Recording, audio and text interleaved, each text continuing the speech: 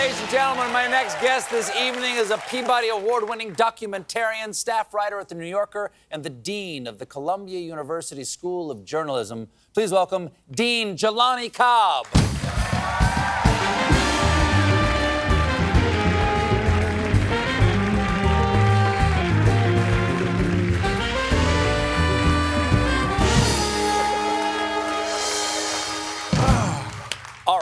All right. It's lovely to have you on, especially tonight. I made a little joke in the monologue about news being dead. And the reason I say that is that I love the news, but people are losing their trust in the news. 68% of Americans say that they have lost their confidence in newspapers, TV, or radio. The only thing they trust now is late night. And I was wondering, how do you, as a journalist yourself and as the dean of the school, how do you think that journalism needs to get that or can get that trust back from the American public?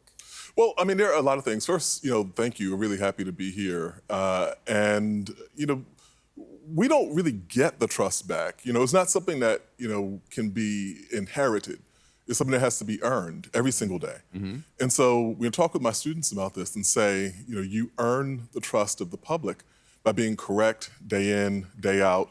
And when you make mistakes, you own up to it. The other thing that I think is really important is that most people don't know how news gets produced. They think that we do, there are movies, maybe you see someone going out reporting and so on, but the ethical standards and the fact-checking and the things that you do, the stories that you don't publish, the things that you find out that go like, this doesn't quite add up.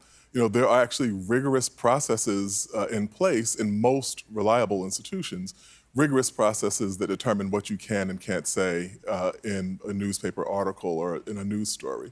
And so we have to do a better job of explaining that story. Well, one of the greatest challenges, sort of the elephant in the room when we talk about accuracy or the trust in journalism right now, is the guy who, for the last 8 years, has been standing at the podium and pointing at the news in the back of the room, all the reporters in the back of the room saying, that's the enemy of the people up there, Donald Trump. And we're in the midst of Donald Trump's third presidential campaign. What's the right way to cover him? And I ask you this because there was a lot of hand-wringing about how much coverage Donald Trump, every speech was covered in 2016.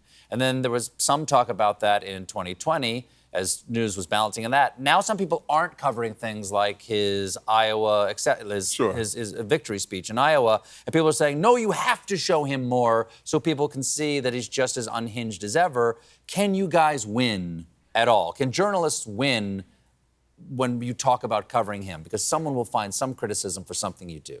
No, I think we win when the public is well informed. That has to be the barometer for us. I'll take issue with one thing. I don't think he was covered a lot in 2016. I think he was talked about a lot.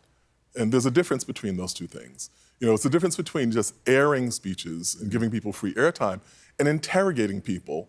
What are your policy positions? What is this? If you say that you want to do this, how do you do it? What are the budget implications for this? The kinds of rigorous questioning that anyone should have to go through if they want to have the highest office in the land.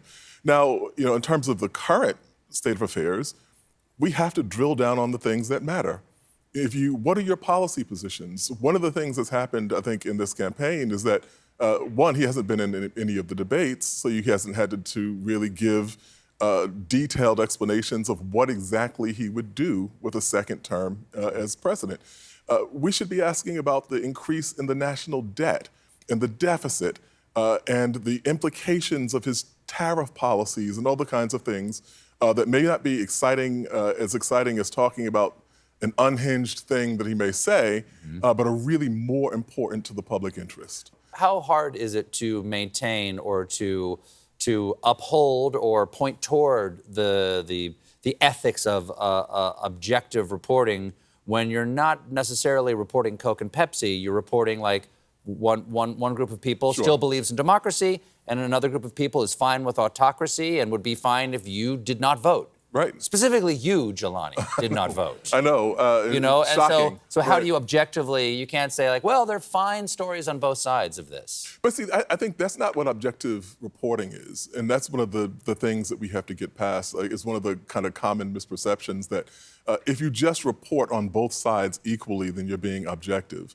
But you should report on both sides while subjecting both to the same sort of equal interrogation of their positions and their statements, and the truth is in the offing of that. And so if a person is saying that they advocate autocracy and a person advocates for democracy, those two things are not equal. And you're not being unobjective, or you're not being subjective to say that those things are not equal. I like it.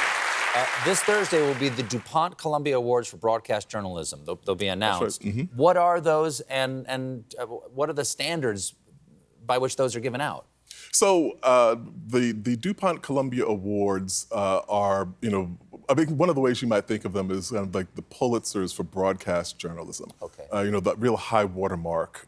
And we have work that is well researched, well presented, and in the public interest. And so we go through this amazing just embarrassment of riches in terms of the work that people have done, and select the best in local and national broadcast news. Well, Jelani, thank you so much for being here. Thank you. The DuPont Columbia Awards take place Thursday. Dean Jelani Cobb, everybody. We'll be right back with a performance by Andre 3000.